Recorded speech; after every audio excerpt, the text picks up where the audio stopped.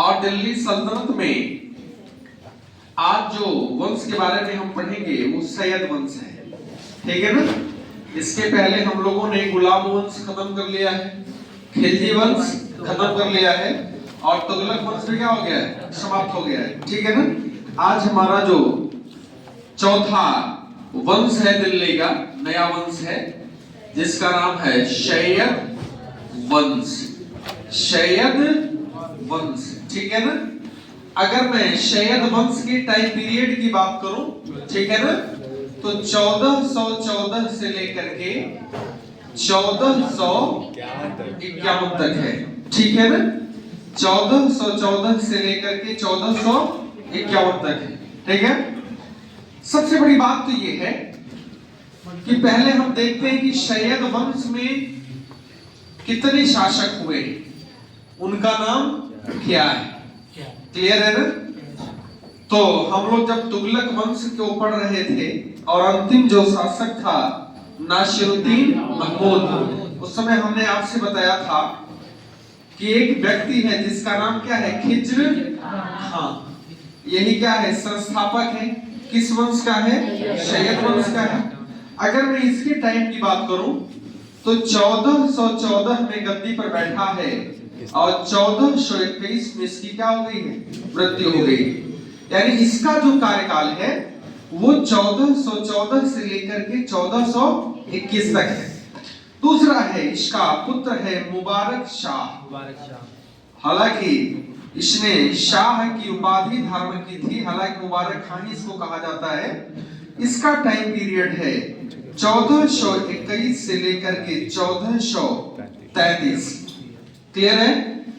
तीसरा जो शासक है वो है मोहम्मद शाह, इसका दत्तक पुत्र है, किसका है, मुबारक शाह का, और इसका कार्यकाल है 1434 से लेकर के 1443 तक, क्लियर है।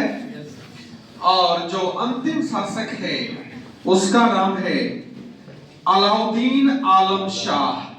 अलाउद्दीन आलम शाह, अलाउद्दीन आलम शाह। इसका कहीं एक और नाम मिलता है अलाउद्दीन हसन शाह, क्लियर है। 1443 से लेकर के 1451, क्लियर है। यानी सैयद वंश में कुल 4 शासक हुए, क्लियर है। और चारों शासकों में पहला शासक और अंतिम शासक, अगर मैं चारों की बात करूं तो पहला खिज्र खां, दूसरा मुबारक शाह, तीसरा मोहम्मद शाह और चौथा है अलाउद्दीन आलम शाह, क्लियर है। अब देखिएगा, अगर मैं इस वंश की शुरुआत करूं तो सबसे पहली बात तो ये है कि इस वंश का नाम सैयद क्यों पड़ा, क्लियर है।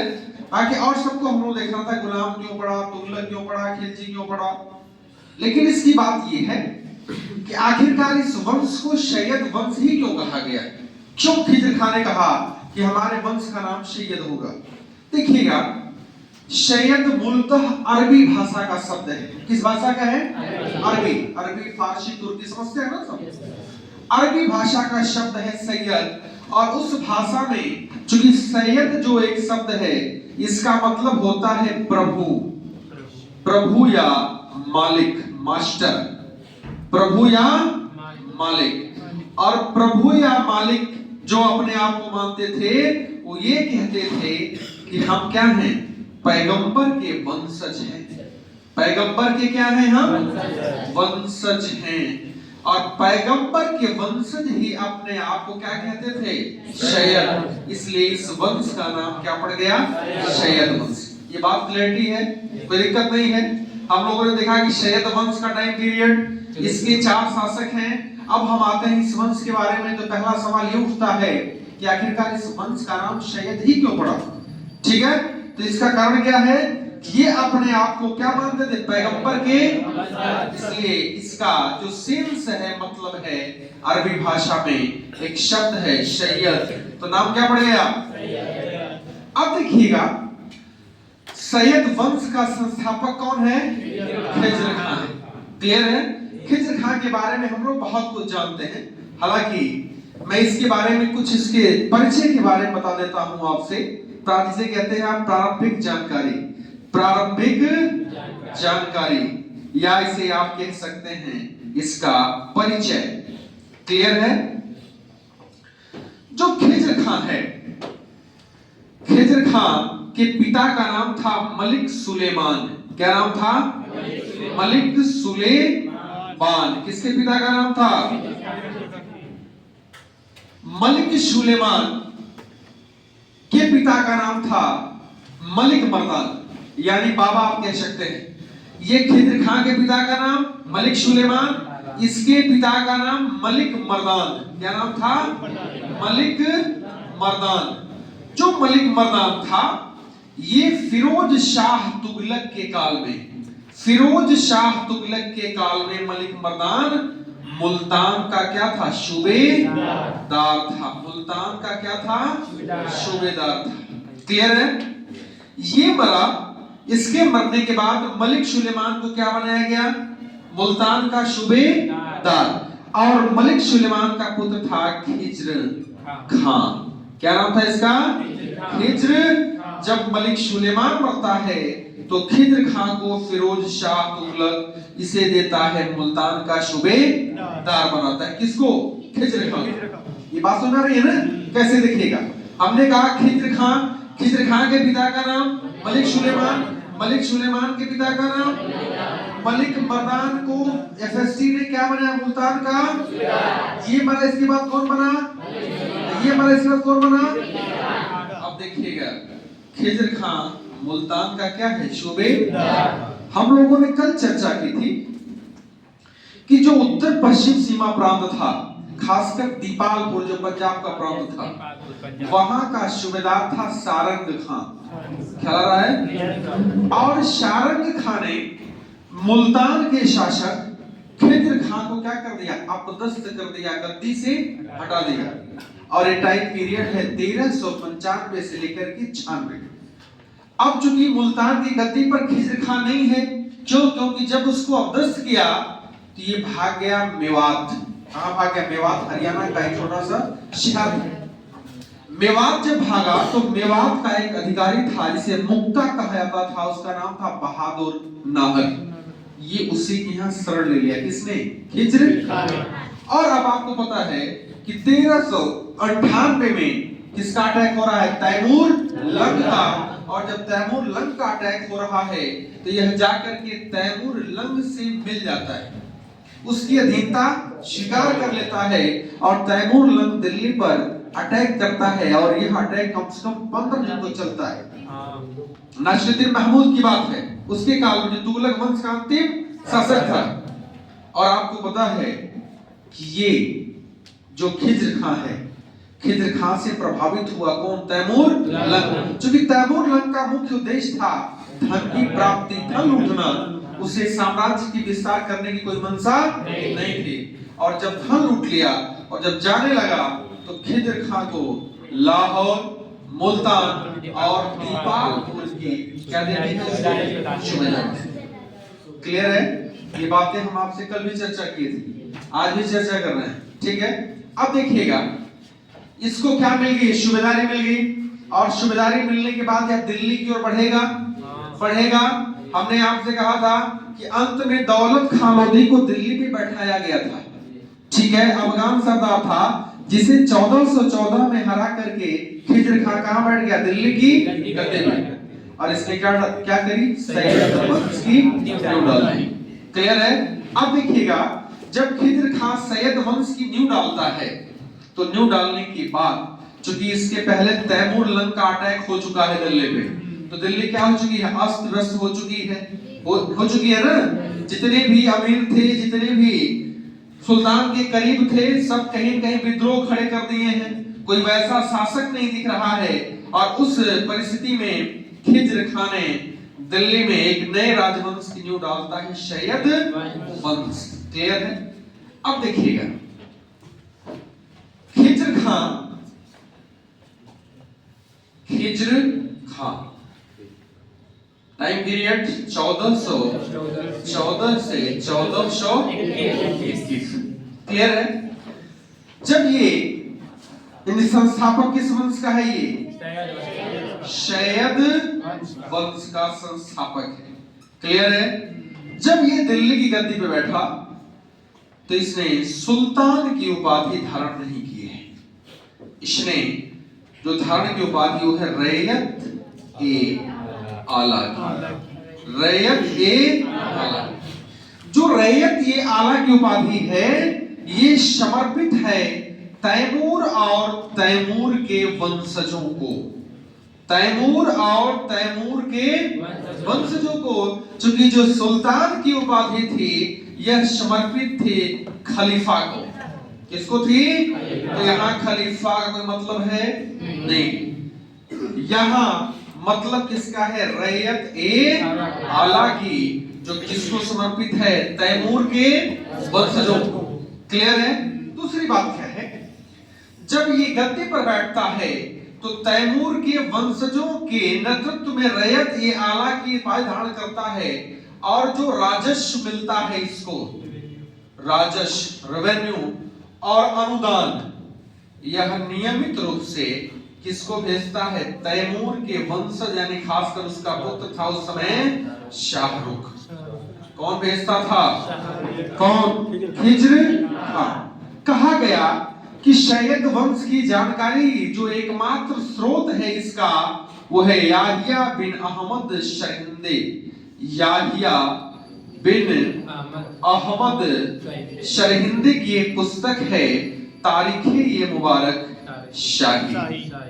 तारीखे ये मुबारक, इस वंश का सोर्स जो है एकमात्र है वो है तारीखे ये मुबारक शाही, जिसको लिखा है याहिया बिन अहमद शरहिंदे।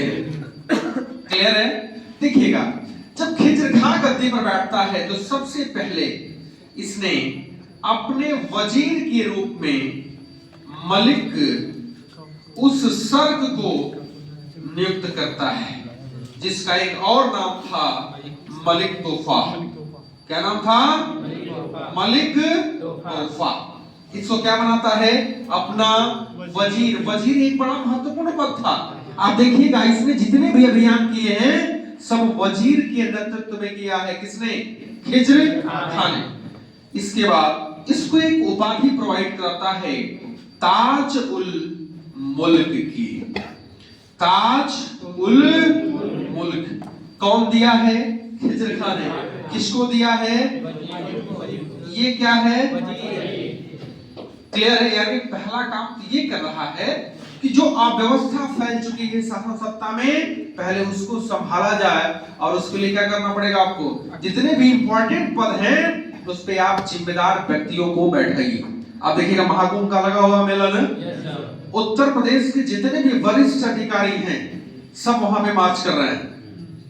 उत्तर प्रदेश को छोड़िए, इंडिया के जितने भी टॉप एडमिनिस्ट्रेटर हैं सब कहां लगे हुए हैं?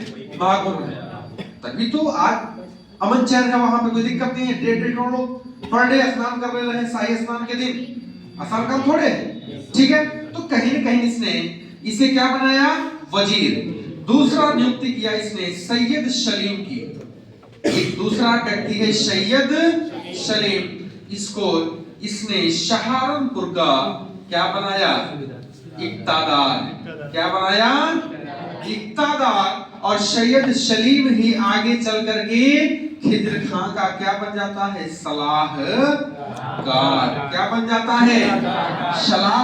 बहुत बहुत करीबी है ना ये। इसके बाद इसने एक व्यक्ति है खैरुद्दीन। क्या नाम है उसका? खैरुद्दीन। इसको आरिज ए मुमालिक का पद देता है। बड़ा इंपॉर्टेंट पद है ये, सैन्य विभाग का पद है आरिज ए मुमालिक। किसको देता है? खैरुद्दीन को। कौन देता है? खिज्र। इसके बाद एक और व्यक्ति है मलिक दाऊद। मलिक दाऊद इसको राज्य का सचिव नियुक्त करता है। कौन? कौन? खिज्र। क्लियर है? महत्वपूर्ण पदों पर इसने पहले क्या की है? नियुक्ति की है। उपाधि किसके लिए है? रैयत ए आला की। सुल्तान की उपाधि को इसने क्या कर दिया है? त्याग दिया है। इसने किसके उत्तराधिकारी में काम किया है? तैमूर के वंशजों के उत्तराधिकारी के रूप में। इसने नियमित टैक्स और रेवेन्यू किसको भेजा है? तैमूर के वंशजों को, खासकर उसके पुत्र शाहरुख को। क्लियर है? अब देखिएगा, इतनी नियुक्ति के बाद इसने एक नीति अपनाई है।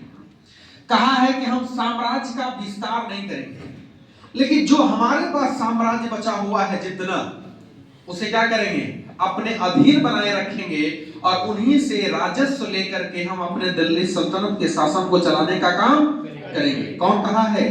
खिज्र खान। और इसी के तहत इसने पहला अभियान किया है दोआब क्षेत्र में। कहां किया है? दोआब। क्योंकि इसके टाइम पीरियड में बहुत ज्यादा विद्रोह हुआ है, क्योंकि नासिरुद्दीन महमूद तुगलक वंश में वो तो खत्म हो चुका है, सीमा उसकी दिल्ली से पालप तक है, अब उसी को संभालना है इसको। और दोआब का जो पहला अभियान था, उस समय दोआब के क्षेत्र में था एक छोटा सा क्षेत्र था कटेहर। और उसी कटेहर का था शासक राजा राय हरि सिंह। और क्या करता है? पहले उन्हीं को हराता है और हराने के बाद उनसे टैक्स लेने के लिए क्या करता है? उनको मजबूर करता है। और वो इस चीज को मान भी लेते हैं कि ठीक है, हम क्या करें, हम आपको वार्षिक रूप से क्या देंगे? राजस्व देंगे। क्लियर है? दूसरा अभियान इसका होता है उत्तर पश्चिम सीमा प्रांत। अगर मैं आपसे कह दूं कि जो उत्तर पश्चिम सीमा प्रांत, बार बार हमने आपसे कहा कि ये वाला पार्ट है, ठीक है, यहाँ का जो शासन था ये दिया था अपने पुत्र मुबारक शाह। किसको दिया था? किसका पुत्र है ये मुबारक शाह? खिज्र खान। और मुबारक शाह को दिया था। और इसी के काल में यानी 1416 में, 1416, बैरम खां का नाम सुने हैं? आगे चल करके हम मुगल सत्ता में पढ़ेंगे बैरम खां। तो बैरम खां के पूर्वज, बैरम खां के विद्रोह कर दिया और सिंध को अपने कब्जे में ले लिया और मुबारक शाह वहां हार जाता है। और जब हारता है तो खिज्र खां अपनी सेना लेके कहां पहुंचता है? सिंध। और सिंध पहुंचने के बाद बैरम खां के पूर्वजों को हराता है और हराने के बाद उन्हें अपने साम्राज्य में मिला तो नहीं पाता है, लेकिन क्या करता है? उनसे रेवेन्यू लेने के लिए समझौता करता है। वो भी कहते हैं कि नहीं ठीक है, हम आपको प्रति ईयर हर साल रेवेन्यू भेजने का काम करेंगे। इस प्रकार से ही इसके दो प्रमुख अभियान रहे हैं। और आगे चलकर के मई 1421 में क्या हो जाती है? क्लियर है? अगर मैं बात करूं खिज्र खान के बारे में, तो मोटी मोटा 4-5-6 चीजें हैं जिसको अगर आप जानते हो तो ठीक है। अगर मैं कहूं कि तैमूर लंग कास की अधीनता किसने स्वीकार कर ली थी? शैयद वंश का संस्थापक खिज्र खान। रयत ए आला की उपाधि किसने धारण की? किसने सुल्तान की उपाधि नहीं धारण की? और इस वंश के समस्त सोर्स जानकारी का सोर्स क्या है? तारीख मुबारक शाही। क्लियर है? कोई दिक्कत नहीं है? अगला शासक कौन है? मुबारक शाह। अगला शासक है सैयद वंश का मुबारक शाह। उसका टाइम कब से कब तक है? 1421 से लेकर के 1433 तक।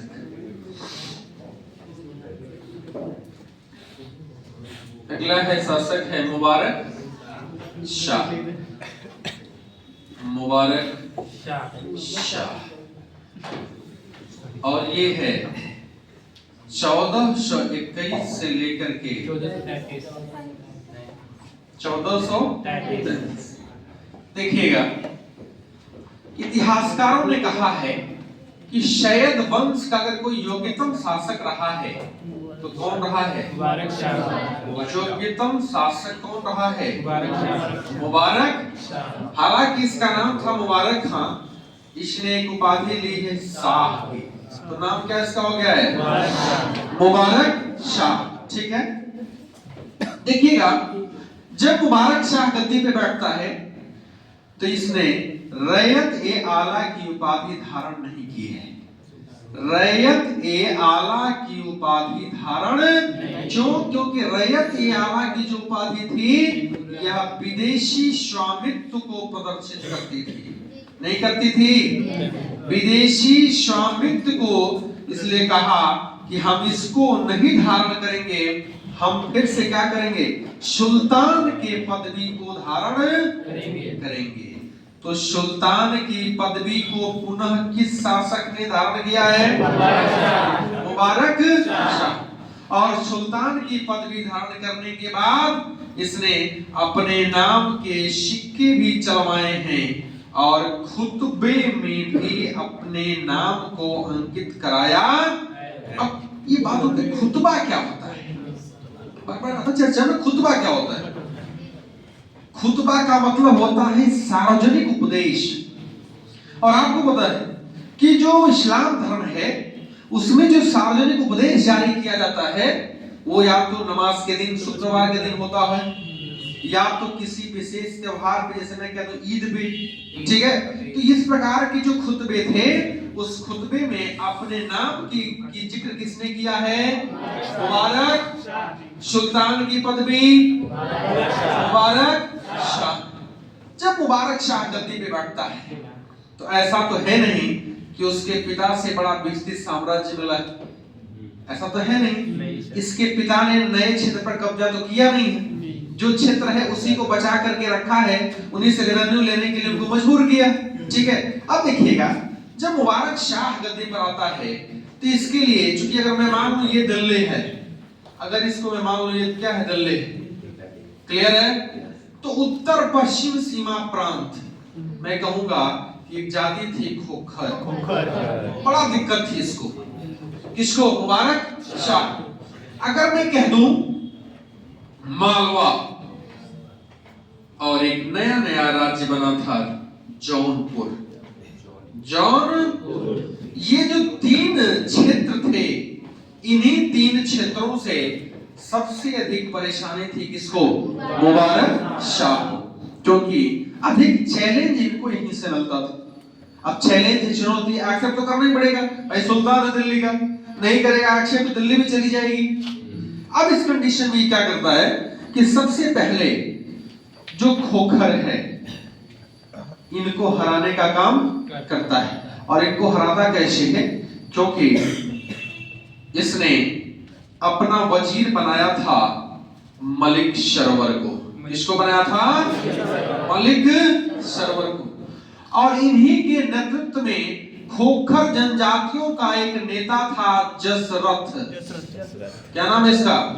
दशरथ नहीं, जसरथ। और जब जाता है जसरथ को हराने के लिए, तो भाई जसरथ खोखर, आपको पता है इन्होंने मंगोलों से भी लोहा लिया है, लेकिन ये साहब उनको हरा नहीं पाते। हालांकि संधि के लिए वो आत्मसमर्पण जरूर करते हैं, लेकिन उनको हरा नहीं पाते हैं। और कहा गया कि जसरथ की पत्नी, उसके पिता पत्नी यानी इनकी ससुर का नाम था राय भिल्लन। क्या नाम था? राय भिल्लन। और अपने ससुर की हत्या किसने किया था? दशरथ ने। तो पत्नी का पिता है तो दिक्कत तो है ही, है ना? और इसने क्या कर दिया? दशरथ की पत्नी ने खुद ही अपने पति को क्या कर दिया? काम खत्म हो गया, चैलेंज खत्म। अब देखिएगा जो मालवा का क्षेत्र है, मालवा के क्षेत्र में खासकर ग्वालियर का क्षेत्र था, ग्वालियर का जो शासक था अलप और होशंग शाह, इन दोनों को हराने का काम किसने किया है? मलिक शरवर ने। और किसके काल में? अब रहा बात जौनपुर का, तो जौनपुर में सरकी राजवंश की नींव डाली है किसने? मलिक शरवर ने। और उस समय उसका शासक था इब्राहिम शाह शर्की। इब्राहिम शाह शर्की, इब्राहिम शाह शर्की। और इसके बीच में युद्ध होता है और सरकी इसकी अधीनता स्वीकार कर लेता है और वापस कहां लौट जाता है? जौनपुर। क्योंकि ये जौनपुर जो था दिल्ली के जो आसपास के फील्ड थे, खासकर हरियाणा जो क्षेत्र, हरियाणा वाला, खासकर मेवात, उत्तर प्रदेश का कालपी संभल वाला क्षेत्र, वो उसको अटैक करके जितना कुछ कर था जौनपुर। लेकिन क्या किया इसको? मुबारक शाह ने इसको हरा दिया और ये भी किसके अधीन हो गया? दिल्ली के अधीन हो गया। अब देखिएगा जो मुबारक शाह है इसकी मृत्यु जो है बड़ी दर्दनाक है। किसकी? मुबारक शाह। दर्दनाक इसलिए है क्योंकि आप देखिएगा कि मुबारक शाह का वजीर कौन है? सरवर, मलिक सरवर, जिसे कहा था सरवर उल मुल्क। इसका नाम क्या था? और इसी के काल का जो सेनापति था उसका नाम था, जो सेनापति था काबुल उल मुल्क। काबुल उल मुल्क ये क्या था? सेनापति। अब इसने क्या किया? कहा कि वजीर साहब आप तो खैर वजीर हैं, हेड हैं, आप जो लेखा परीक्षण करते हैं, जो भी आपके पास पंजिका है, जो भी आपके पास सोर्स हैं, सब आप किसको सौंप दीजिए? काबुल उल मुल्क को। क्लियर है? क्योंकि बात एडमिनिस्ट्रेशन की थी, प्रशासन की थी, और इसने क्या किया? इसको सौंपा। और जब इसको सौंपा तो ये सेनापति है, ये प्रधानमंत्री है, अपमान किसका होगा? सरवर उल मुल्क। और इसने उसको अपमान समझा और अपमान समझने के बाद इसने एक गठबंधन बनाया और उस गठबंधन के तहत हत्या किसकी हो जाती है? मुबारक। क्लियर है? तो ये भी जिंदा है, ये भी जिंदा है। जिंदा है, मरा कौन? और जब मुबारक शाह मरता है तो इसका जो अगला दत्तक पुत्र है मोहम्मद शाह, क्योंकि इसके पास अपना कोई पुत्र नहीं था। मुबारक शाह का एक भाई था फरीद खान, और फरीद खान का पुत्र कौन था? मोहम्मद शाह। जो तीसरा उत्तराधिकारी है उसको अगला शासक कौन बनाएगा? सरवर उल, क्योंकि प्रभाव किसका अधिक रहेगा? हत्या इसी ने किया है। इसका मतलब जब मोहम्मद शाह गद्दी पर बैठेगा तो सरवर उल मुल्क की प्रभाव ज्यादा होगा, प्रभावी होगा ना। अब देखिएगा जब मोहम्मद शाह गद्दी पर बैठता है, अगला कौन होगा? मोहम्मद शाह। मोहम्मद शाह से मिटा देता हूं, आ रहा है समझ में ना? ठीक है। अगला जो शासक है मोहम्मद शाह। अभी लग रहा है अमेरिका की आग खत्म नहीं हुई है ना? अभी वो बढ़ती चली जा रही है। शैयद वंश का तीसरा शासक है मोहम्मद। कब से कब तक है? 1434 से लेकर के 1443। क्लियर है? तो दिक्कत नहीं है। अब समझिएगा कि जब मोहम्मद शाह गद्दी पर बैठता है, क्लियर है, तो इस समय इसका वजीर फिलहाल कौन होगा? सरवर उल मुल्क। नहीं होगा? होगा ना? अच्छा, किनारे कौन होगा? काबुल उल मुल्क। क्लियर है? क्योंकि ये मुबारक शाह के करीब था, लेकिन हत्या कौन कराया? तो अगला जो शासक बनेगा वो इसी के गार्डिंग बनेगा। मोहम्मद शाह जो शासक बना है ये दत्तक पुत्र है। किसका पुत्र? दत्तक पुत्र है। किसका है? मुबारक शाह का। और वास्तविक पुत्र है फरीद। अरे भाई, दत्तक का मतलब गोद लिया हुआ, यही ना होता है?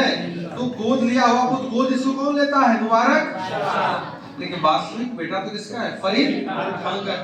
अब देखिएगा जब ये गद्दी पे बैठता है मोहम्मद शाह तो वजीर कौन बनता है? सरवर उल। इसको खान ए जहां की उपाधि देता है कौन? मोहम्मद।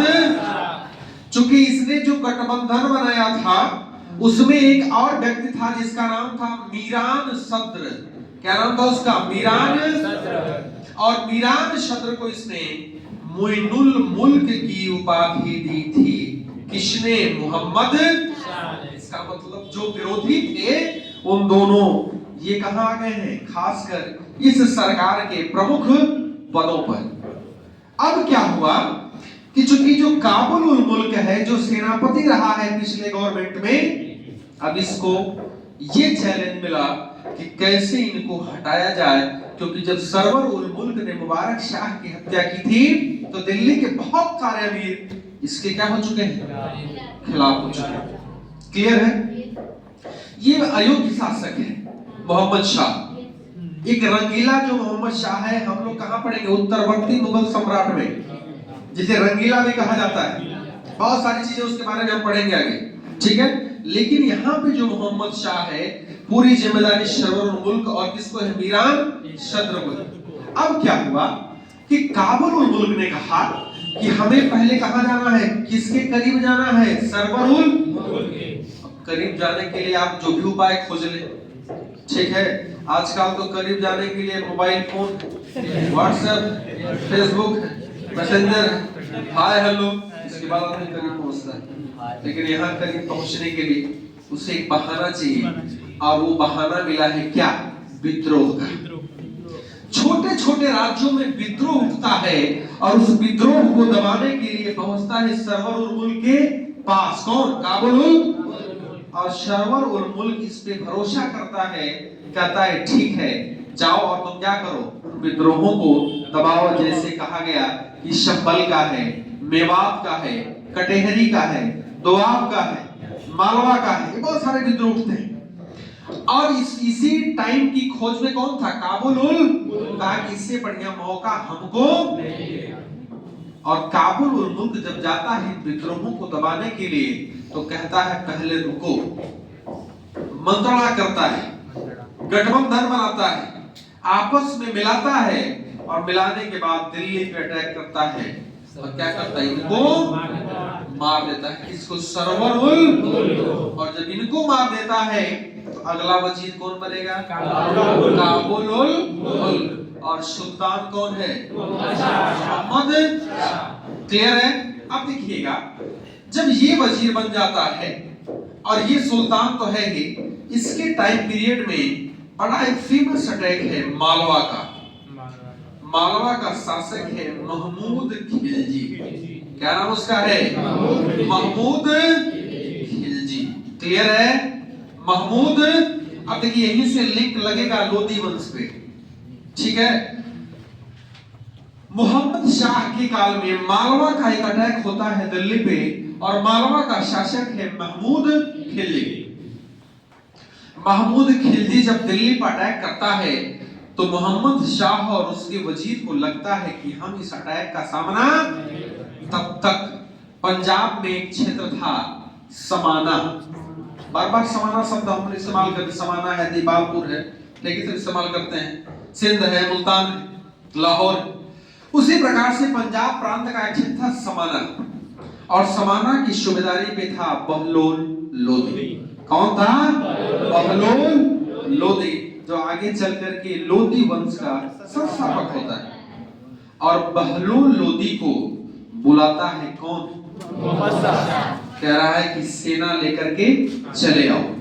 और बहलोल लोधी सेना लेकर के अपना आता है और युद्ध होता है किससे, महमूद खिलजी से। और मोहम्मद आगे चल करके जब मोहम्मद शाह महमूद खिलजी के सामने संधि का प्रस्ताव रखता है, उस संधि के प्रस्ताव को कौन मान लेता है, महमूद। और ये वापस कहां चला जाता है, मालवा। जब मालवा चला गया तो मोहम्मद शाह बहलोल लोधी से बड़ा खुश होता है और उसको अपना पुत्र कह करके क्या करता है, पुकारता है, और उसे एक खाना की क्या करता है। क्लियर है? अब देखिएगा, इसी के टाइम में फिर खोखरों का विद्रोह होता है, और खोखरों के विद्रोह को दबाने के लिए कौन जाता है, बहलोल। और जब जाता है तो खोखर बड़ा इनको समझा बुझा देते हैं, ठीक है। और ये क्या करता है, उल्टा दिल्ली पर ही अटैक कर देता है, कौन, बहलोल। लेकिन इसे अचीवमेंट नहीं मिलती है। और आप देखिएगा इसके बाद क्या होती है, मोहम्मद शाह के 43 में, और अगला कौन बनता है, अलाउद्दीन आलम शाह। अगला कौन बनेगा, सैयद वंश का अगला और अंतिम शासक है अलाउद्दीन। हालांकि आपने जो मुबारक शाह के बारे में पढ़ा है, योग्य शासक था ना, उसने याहिया बिन अहमद सरहिंदी को राजाश्रय भी दिया था और उसने दिल्ली में ही यमुना के निकट एक शहर का निर्माण कराया था, नगर मुबारकाबाद। किसने बनवाया था? मुबारक शाह। क्लियर है? अगला है कौन? अलाउद्दीन आलम शाह। अलाउद्दीन आलम शाह 1443 से 1451। क्लियर है? देखिएगा, अलाउद्दीन ने आलम शाह की क्या ले रखी है? उपाधि। आलम शाह की क्या ले रखी है? तो नाम क्या इसका हो गया है? अलाउद्दीन। यह पुत्र किसका है? यह पुत्र है मोहम्मद शाह का। क्या है ये? पुत्र है। मोहम्मद शाह का क्या है? पुत्र। कहा गया कि चारों शासकों में सबसे अयोग्य शासक कौन है? कौन है? अलाउद्दीन आलम शाह। ये जब गद्दी बैठता है 1443 ईस्वी में, कहां बैठता है? गद्दी में। तो जब गद्दी में बैठता है तो चूंकि समाना का सूबेदार कौन था? बहलोल लोदी। लेकिन वह इस समय समाना के गद्दी पे नहीं है, समाना के गद्दी पर कोई और है और समाना में क्या हो जाता है? विद्रोह। क्या होता है? विद्रोह। और जब विद्रोह होता है तो उस समाना के विद्रोह को दबाने के लिए कौन जाता है? अलाउद्दीन आलम शाह। समाना कहां था? पंजाब में था। क्लियर है? और जब जाता है दबाने के लिए, तब तक एक अफवाह फैल जाता है कि जौनपुर जो है, जौनपुर का जो सरकी शासक है वो कहां रहा है? दिल्ली। कहां रहा है? और जब ये अफवाह सुना तो इसने समाना जाने की अपने निर्णय को चेंज कर दिया और पुनः कहां गया? दिल्ली। और जब दिल्ली आया तो इसका शासक था हुशाम खान। क्या नाम था उसका? वजीर का नाम हुशाम खान। हुशाम खान ने कहा कि यह निर्णय आपका जल्दबाजी में लिया गया है, ये निर्णय ठीक नहीं था जो आप समाना से पुनः कहां गए? आपको पता है कि असहयोग आंदोलन को जब गांधी जी ने कैंसिल किया था तो बहुत सारे नेताओं ने विरोध किया था कि गांधी जी ने बहुत जल्दबाजी में यह निर्णय ले लिया है चौरी चौरा कांड के बाद। क्लियर है? हालांकि लोग इसको और लंबा चलाना चाहते थे, हुआ ठीक वैसा ही। ठीक है? और जब हुशाम खान ने कहा कि जल्दबाजी में लिया गया निर्णय है, तो इसने कहा कि हम आपका साथ। अब हुशाम खान से क्या हो गया? अलग। किससे हो गया? अलाउद्दीन आलम शाह। अलाउद्दीन आलम शाह अकेले पड़ गया और अकेला पड़ गया तो कहा कि दिल्ली छोड़ो, अब चलो बदायूं। कहां चलो? क्योंकि बदायूं का राज्यपाल ये पहले रह चुका है। कौन? अलाउद्दीन आलम। वो कहां चला गया? इधर दिल्ली में पहले से बलबन है। कौन है? समाना गया नहीं है, अटैक किया है, लेकिन अटैक के बाद उसने जीता नहीं है। और जब बलबन आता है कहां पे? सॉरी, बहलोल लोदी। सॉरी, बलबन नहीं, बहलोल लोदी। चूंकि अगला शासक है बहलोल लोदी, चूंकि बहलोल लोदी दिल्ली के आसपास ही है और बहलोल आता है जब दिल्ली की गद्दी पे तो एक पत्र भेजवाता है कहां पे? बदायूं में। किसके पास? अलाउद्दीन आलम शाह। कहता है कि मैं आपकी रक्षा के लिए ही हूं, मैं ये चाहता हूं कि आप ही दिल्ली का सुल्तान बने रहें। लेकिन ये कहता है कि नहीं, हमारे लिए बदायूं ही सबसे ठीक है, हम यही रहेंगे, हम पूरा साम्राज्य आपको दे देते हैं। किसको? बहलोल को। और बहलोल ने बदायूं पे किसको रहने दिया है? अलाउद्दीन आलम। इनको वहां से कभी हटाया नहीं। और जब 1474 में इनकी मृत्यु होती है, 1474 में, तो इन्हीं का दामाद था हुसैन शाह सरकी जो जौनपुर पे था। अब हुसैन शाह सरकी ने आगे चल करके बदायूं को अपने कब्जे में ले लिया है, हुसैन शाह सरकी। और इस प्रकार आप देखिएगा किसी बहलोल लोदी ने अब एक नए राजवंश की नींव डालता है, लोदी राजवंश। क्लियर है?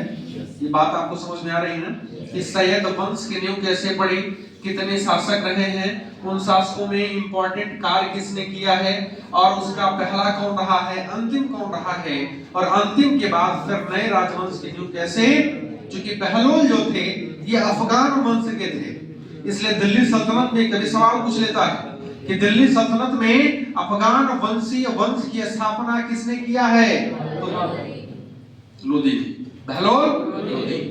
क्लियर है? कोई दिक्कत नहीं है? लिख लीजिए इसको।